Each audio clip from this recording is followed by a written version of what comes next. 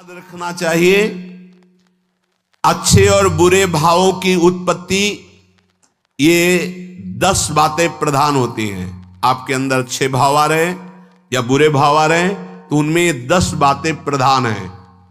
पहला, स्थान। आप कहां बैठे हैं, कहां रह रहे हैं, किस जगह खड़े हैं, आपको स्थान देख करके ही बर्ताव में उतरना है। जैसे मदिरालय है, आप वहां खड़े होंगे तो तमोगुण अपने आप बढ़ने लगेगा, आसुरी प्रवृत्ति बढ़ने लगेगी। ऐसे ऐसे जिस स्थान पर खड़े होने से, देखने से, बात करने से हमारी वृत्ति बिगड़ रही, उस स्थान का तत्काल त्याग कर देना चाहिए, वहां से हट जाना चाहिए। पहला है स्थान। जैसे सत्संग, यमुना जी का एकांतिक पावन तट, किसी लता के नीचे, किसी संत भगवान के सानिध्य में, अब हमारा ये स्थान भजन वृत्ति बढ़ाएगा। उस व्यक्ति का घर जिसके पास जाने से वासनाएं बढ़ रही, उस स्थान में जहां दृश्य देखने से हमारे अंदर गंदी बातें आ रही, पहला है स्थान। दूसरा है अन्न। बहुत बड़ा प्रभाव अन्न का होता है। अगर अधर्म के द्वारा कमाया हुआ अन्न है तो बुद्धि अधर्म में ही लगेगी। यदि भोजन पकाते समय, रसोई रांधते समय आप विकारात्मक चिंतन कर रहे हैं तो कोई भी प्रसाद पाए उसके अंदर विकार जागृत हो जाएगा। अन्न का बहुत बड़ा प्रभाव पड़ता है। एक बार पूज्य पादुड़िया बाबा जी महाराज अपने परिकर के साथ भ्रमण में थे तो किसी बड़े धनी मानी ने निमंत्रण दिया, महाराज आज यहीं रुको। तो बाबा ने कहा हम लोग गांव के अंदर नहीं रुकते, तो बाहर कोई वृक्षों का समुदाय, जंगल जैसा, तो उसमें वहां रुके, पर भोजन उनकी तरफ से, भोजन सबने पाया। जब सुबह हुआ तो महात्मा जन, साधक जन एक दूसरे की तरफ देखे और बोले आज तो हमको बड़ा दोष हुआ, गंदा स्वप्न आया और हमारा संयम बिगड़ गया।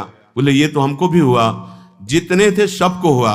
उड़िया बाबा के समीप गए, बाबा ने कहा अच्छा ऐसा हुआ, ये तो अन्न दोष है, बुलाओ सन्न पवाने वाले को, फिर चलेंगे।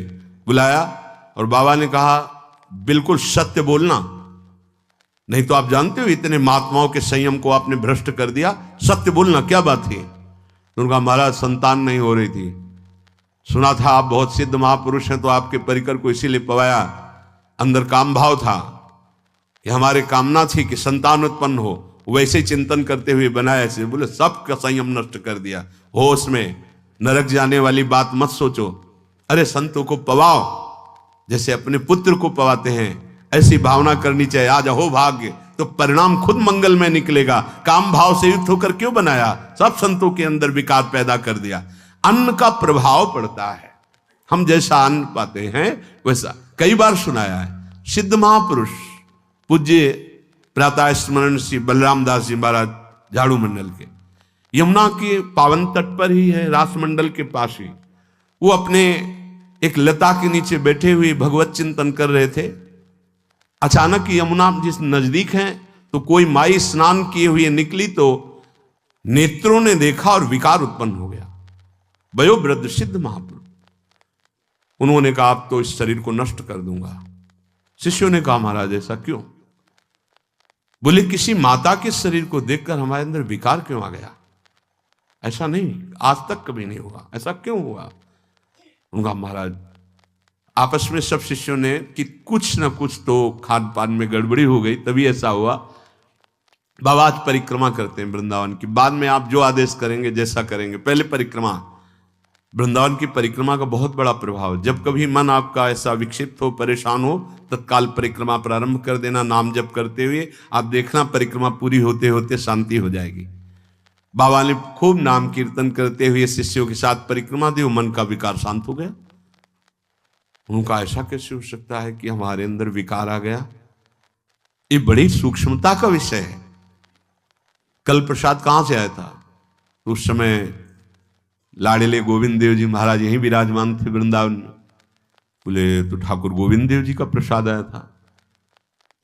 लकुट उठाई, गए वो तो भगवत स्वरूप तस्मित तज्जने भेदा भावात, भगवान और भगवान के ऐसे जनों में भेद नहीं होता, वो भगवत स्वरूप होते हैं।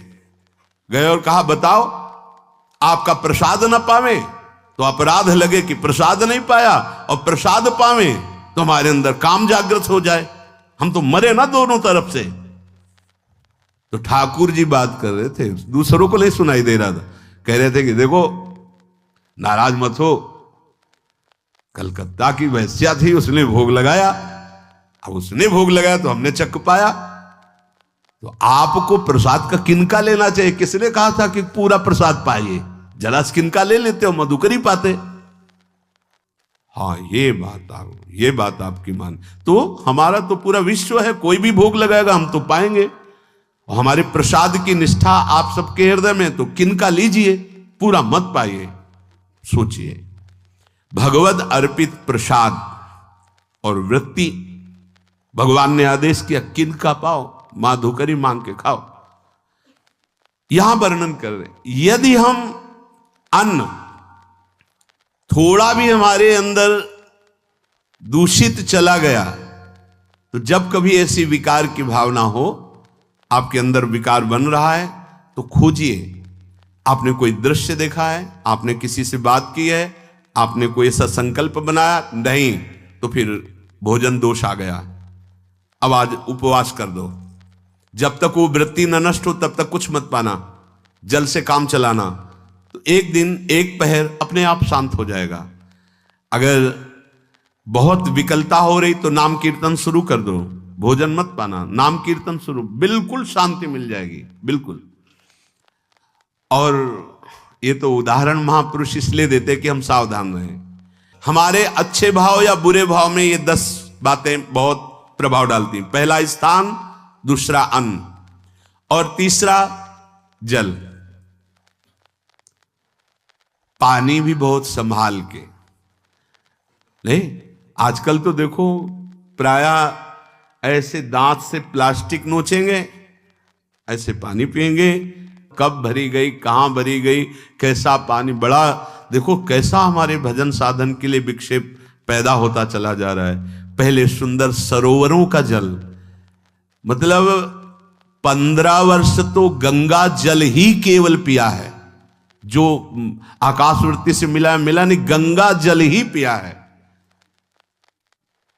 कुआं का जल, फिर आया हैंडपैप का जल, अपवित्र होने लगा। हैंडपैप में जो वाशर, अगर वो कहीं चमड़े का पड़ा हुआ है तो अपवित्र जल हो गया। अब हैंडपैप का भी अंतर ध्यान स्वरूप हो गया, अब तो नहीं दिखाई देता। अब रह गया है मोटर से निकले और फिल्टर में जाए, वो मशीन जो फिल्टर करती पानी को, आरओ, उससे। अब वो जिनके पास है तो है, नहीं तो परिक्रमा लगाया हो, आपको पानी पीने को नहीं मिलेगा। देखो कैसा समय आ गया। भोजन, पहले कोई दगाबाजी भोजन में तो नहीं करता था। गांव में जब जिसके यहां दूध बेचा जाता था ना, उसको बहुत लघु दृष्टि से देखा है, गाय माए एक बराबर होती है, ये दूध बेचता है। 10-5 किलो मठा तो आप ऐसे मांग के ले सकते थे, अगर अड़ोस पड़ोस में वो मठा मिल जाएगा। जब कोई उत्सव होता, फ्री दूध 100, 200, 500 किलो पूरे गांव के सब दे देते, कोई ऐसे बेचता था। अब दूध नहीं, जब बूढ़े लोग बैठते थे कहते थे पानी बिकेगा आगे चल के। आज पानी बिक रहा है, नहीं बिक रहा, पानी बिक रहा है। हमें लगता है सबको ही पैसे से ही पानी है, वो बोतलें नीली नीली नहीं, इतनी बड़ी बड़ी बिकती, उन्हीं से पानी पिया जा रहा है। आगे और समय जल का प्रभाव पड़ता है। जैसे हम गंगा जल पीते थे, सही कहते हैं, कई दिन जब भोजन नहीं मिलता तो पूरी पौष्टिकता गंगा जल से मिलती थी। गंगा माता के जल से ऐसा लगता था मानो हम परम पावन अमृत पान कर रहे हैं, सारी पौष्टिकता मिलती थी। कुएं का जल अपने आप में पौष्टिकता से युक्त होता है, जो हमें चाहिए। आज देखो जल की समस्या हो गई, पवित्र जल पीने के लिए हम तरस रहे हैं। कहां है जल और कैसे मिलेगा जल? या तो आप पैसे वाले हो तो आप खरीद करके पीजिए, नहीं तो अब वो जल नहीं रह गया कि कुएं से निकाला पी लिया या सरोवर से पी लिया, या कैसा दुर्भाग्य है। जल का बहुत बड़ा योग है साधना में। जैसे स्थान का तो परम पावन वृंदावन धाम, अन्न का तो अब हम भगवत प्रसाद पाते हैं, तो जल का बहुत बड़ा योग है। आज दूषित होता चला जा रहा है, क्योंकि अब हाथ की बात नहीं रह गई है कि आप सुंदर कुआं से जल लें या सरोवर से जल लें या आप नदी से जल लें। हाँ, स्वामी जी के लिए लिखा हुआ है कि रोज यमुना स्नान और रोज यमुना जल ही पान। हमारे वृंदावन के समस्त भगवत स्वरूपों का स्नान यमुना जल से ही होता था, हो रहा है और होता ही रहेगा। बिहारी जी के लिए आज भी कलश में भरकर यमुना जल ही जाता है। वो कपड़ा से ऐसे ढक के जब हम 2 बजे परिक्रमा देते थे तो एक महाभागवत है, वो किसी को छूते नहीं, दूर से कहते छूना मत, बिहारी जी के लिए जल जा रहा है स्नान के लिए बिहारी जी का। फिर चौथा है आपका परिकर, जहां पर रह रहे हैं वो समुदाय, चाहे परिवार हो या आप समुदाय, वो कैसा है, रजोगुणी है, तमोगुणी है, सतोगुणी है या त्रिगुणातीत भागवतिक है, उसका प्रभाव पड़ेगा। पांचवा है आपका पड़ोस, आसपास वाले घर, जैसा है वैसा प्रभाव पड़ेगा आपके ऊपर। पड़ोस निंदनीय है तो बंधन से युक्त होना पड़ेगा।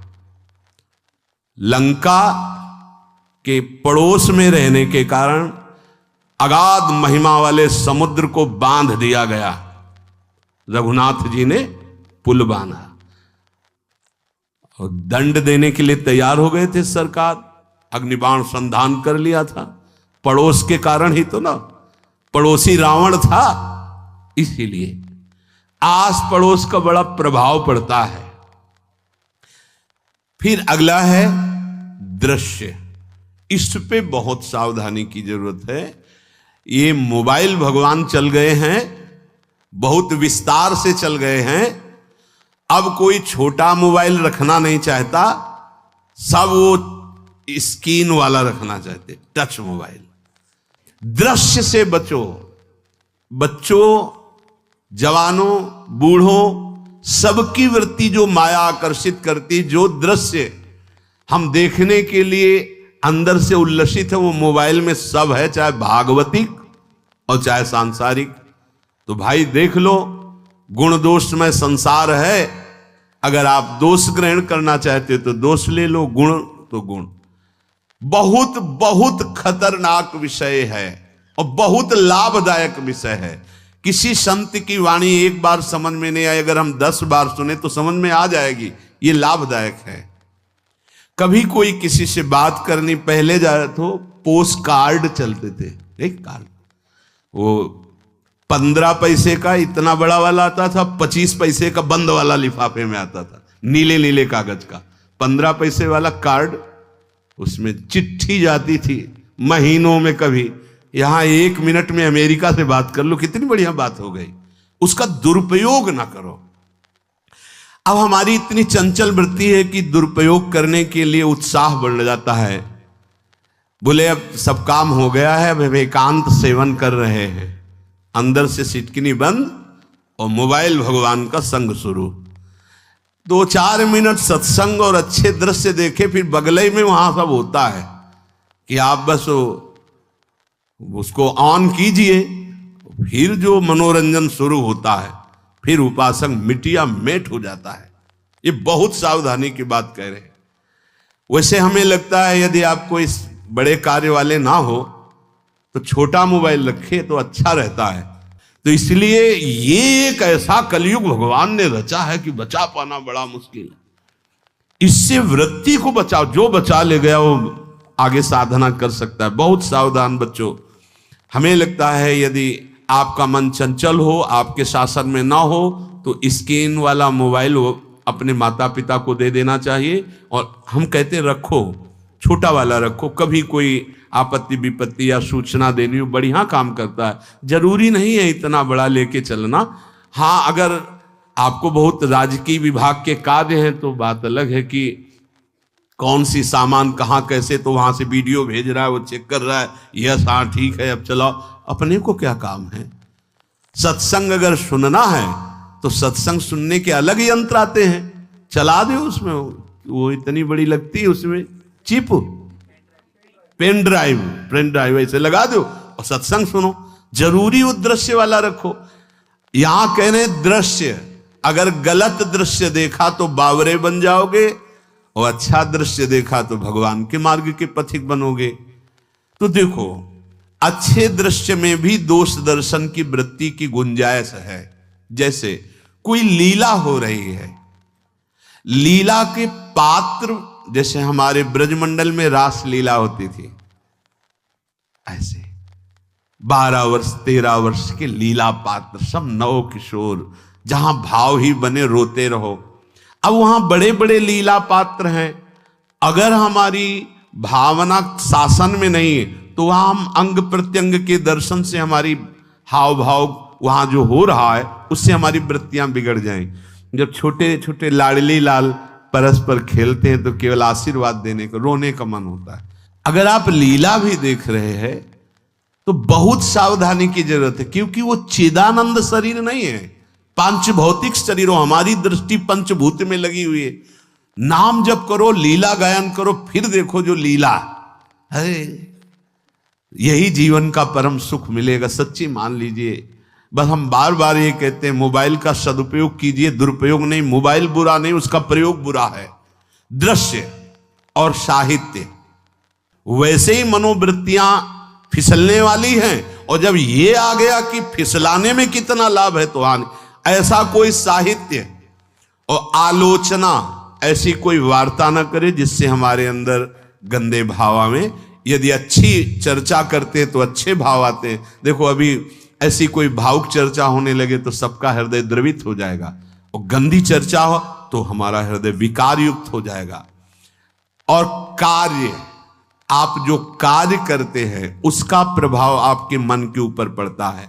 और उपासना, आप उपासना भोगों की करते हैं या योग की करते हैं, ये 10 से भाव बनते हैं और 10 से भाव बिगड़ते हैं। स्थान, अन्न, जल, परिवार, अड़ोस पड़ोस, दृश्य, साहित्य, आलोचना, आजीविका का कार्य और उपासना।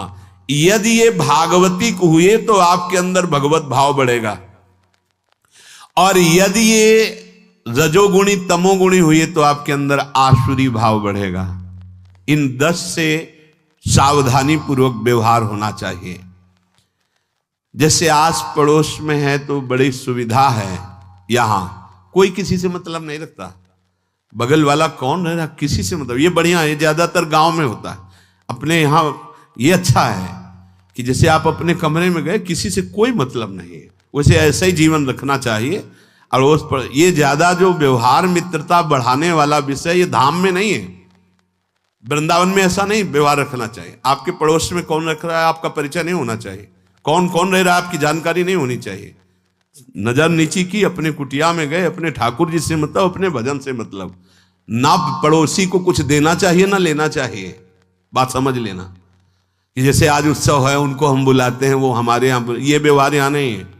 बनवासी हो, ठाकुर का भोग लगाया, और अगर आपको बांटना है तो बाहर निकलो, आधा किलोमीटर दूर ऐसी जगह बांटो जो तुम्हें राधे श्याम दोबारा ना बोले, फिर वो तुम्हें बुलाएगा, फिर वो बैठेगा, फिर प्रपंच की बातें होंगी, निंदा स्तुति की होंगी, फिर बड़ी संगोष्ठी होती है, पता चलता है। क्या फायदा ऐसे जीवन से। आप वनवासी हो, समय एकांत में दीजिए, अपनी कुटिया में बैठिए, नाम जप कीजिए, निकलिए, सत्संग सुनिए, ठाकुर दर्शन कीजिए, परिक्रमा कीजिए, फिर अपनी कुटिया में। ज्यादा व्यवहार में नहीं उतरना चाहिए, ये वनवास है, वृंदावनवास। सत्संग का सेवन, रजोगुण तमोगुण का त्याग, तो दुष्संग से आप बच जाएंगे। दुष्संग से बचने का मतलब है काम क्रोध मोह स्मृति भ्रंश बुद्धिनाश सर्वनाश कारणत्वात्। देवर्षि नारद जी कहते हैं, अगर दुष्संग का त्याग हो गया तो आप काम का, क्रोध का, मोह का, जो हमारी भगवत स्मृति का नाश कर देते हैं, जो हमारी बुद्धि का नाश कर देते हैं, जो हमारे सर्वनाश करने वाले हैं, इनका त्याग कर पाएंगे। कुसंग अगर हो गया तो इनका त्याग नहीं हो सकता, बहुत कठिन हो जाता है। भगवत संबंधी तत्वबोध होना या भगवत रहस्य लीला में प्रवेश पाना, जो अपनी इंद्रियों को भोगों में तृप्ति कराने की कोशिश कर रहे हैं, उनका चिंतन भोगों का ही होगा। तो कैसे तत्वबोध होगा, कैसे लीला में प्रवेश होगा, बस ध्यान देना है, कैसे हो पाएगा? क्योंकि जिस चित्त वृत्ति से भगवदाकार हमें वृत्ति करनी थी, वो तो हमने भोगों के चिंतन में लगा दी, भोग क्रियाओं में लगा दी। एक स्थिति होती है जब आपकी चित्त वृत्ति भगवदाकार हो गई है, तो व्यवहार में रहते हुए भी विषयान ग्रहणंत मुंचंत वा, खान पान उठना बैठना है, सब बाहरी क्रियाएं हो रही हैं, अंतर से वो अपने आराध्य देव में सदैव स्थित रहता है। उसका परिचय आपको जब ऐसे महापुरुष का सानिध्य मिलेगा, तो आप विषय सेवन करते हुए भी निर्विषय रहेंगे। आपके अंदर विषयों की प्रियता नहीं रह जाएगी, आपके अंदर एक प्रबल वैराग्य ऐसी धारणा बन जाएगी, कुछ नहीं, कोई भी तुम्हें प्रभावित नहीं कर सकता। यद्यपि खान पान हर्ष आदि की सब व्यवहारिक वृत्तियां हैं, पर उस महापुरुष का प्रभाव ऐसा होगा कि आपका हृदय निर्विकार हो जाएगा। और बहुत ही त्याग की सब बातें की जा रही, लेकिन हृदय भी सही है, तो संग से विषय रंग बढ़ जाएगा। ये देखा गया है। हृदय अगर निष्प्रिय है, जिसका हम संग कह रहे हैं, तो उसका परिणाम निष्प्रिय निकलेगा। व्यवहार में कुछ भी हो, निष्प्रियता ही आपकी बढ़ेगी, निर्विकारता बढ़ेगी, क्योंकि उसकी स्थिति का संग हो रहा है, उसका प्रभाव पड़ रहा है। तो सर्वनाश की जड़ है विषय चिंतन। ये बहुत बड़ी बात है। विषय चिंतन सर्वनाश की जड़ है। यहां विषय भोग नहीं कहा, क्योंकि चिंतन का परिणाम भोग है। पहले चिंतन होता है। साधक ध्यायतो विषयान पुंसः संगस्तेषु उपजायते, संगात् संजायते कामः, कामात् क्रोधो विजायते, क्रोधात् भवति सम्मोहः, सम्मोहात् स्मृति विभ्रमः, स्मृति भ्रंशात् बुद्धिनाशो, बुद्धिनाशात् प्रणश्यति सर्वनाश। कैसे हुआ?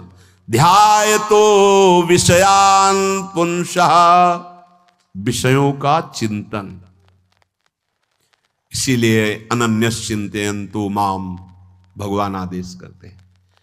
विषय चिंतन न होने पावे, बिना चिंतन किए आपको कोई भी सुख नहीं मिल सकता। आप देख लीजिए, जगत के किसी भी भोग का सुख नहीं मिल सकता।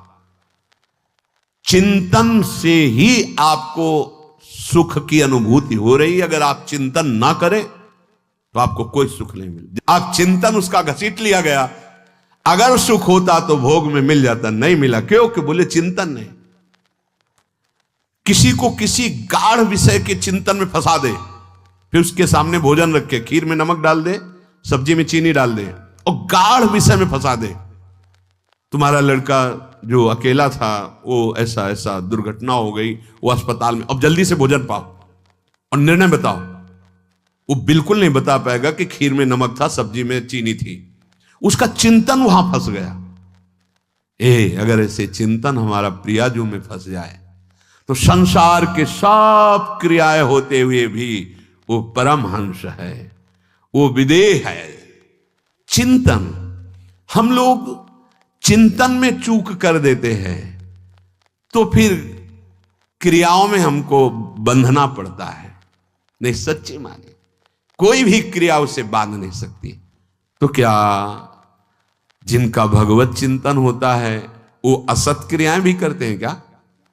तो बोले जब चिंतन ही नहीं तो असत क्रियाएं कैसे हो सकती है? पहले क्रिया के असत चिंतन होता है। आप देखना, कोई भी कार्य पहले चिंतन होता है। इसीलिए यहां कह रहे हैं ध्यायतो विषयान पुंसा संगस्तेषु उपजायते।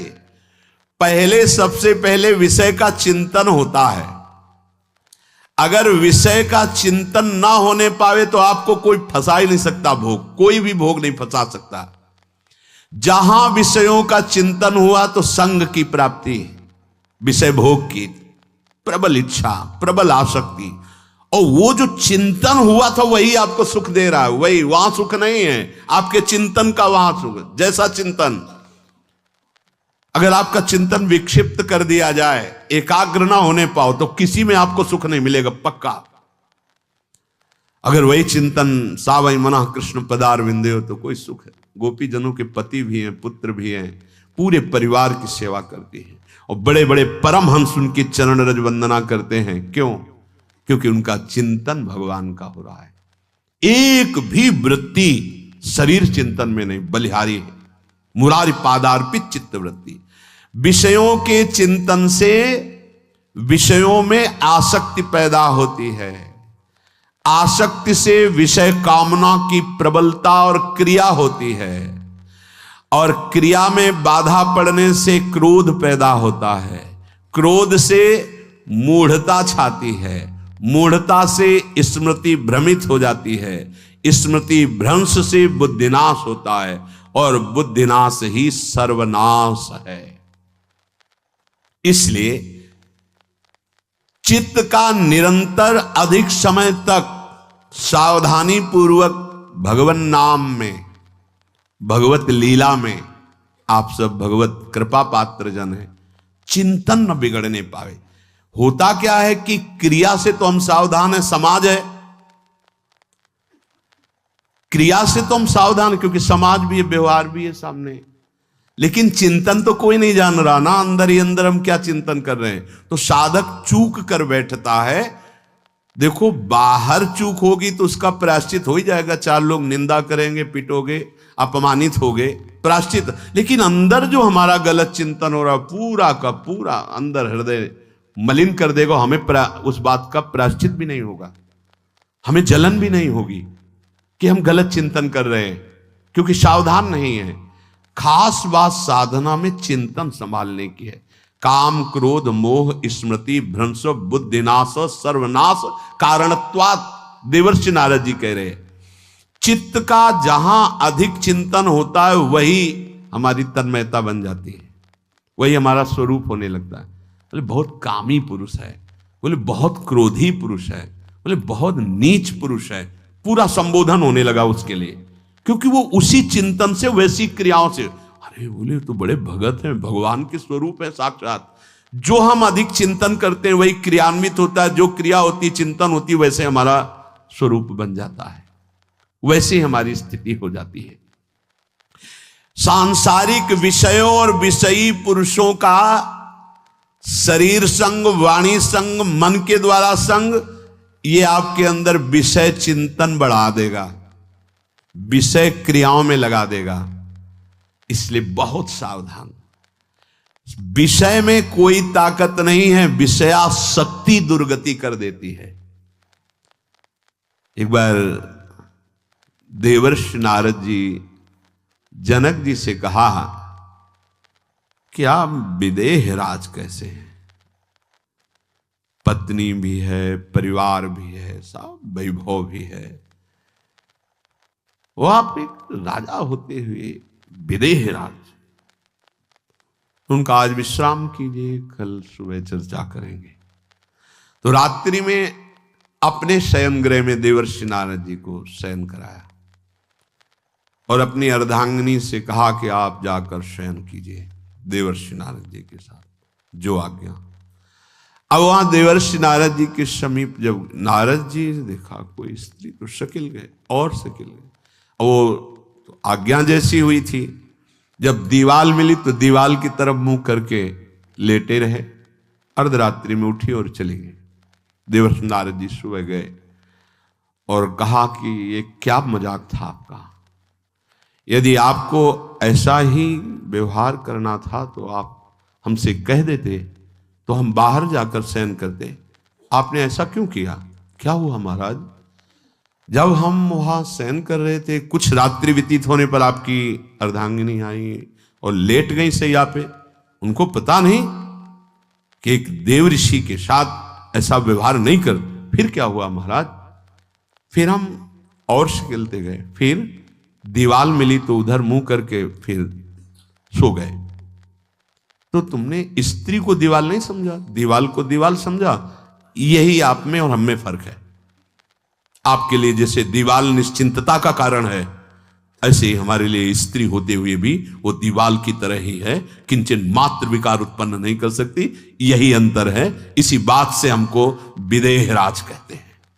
ये स्थिति अब कह दे स्त्री शरीर और दीवाल में क्या ज्ञान की विशेषता? वो जड़ है और चैतन्य नहीं। ये शरीर भी जड़ है, चैतन्य आत्म तत्व है।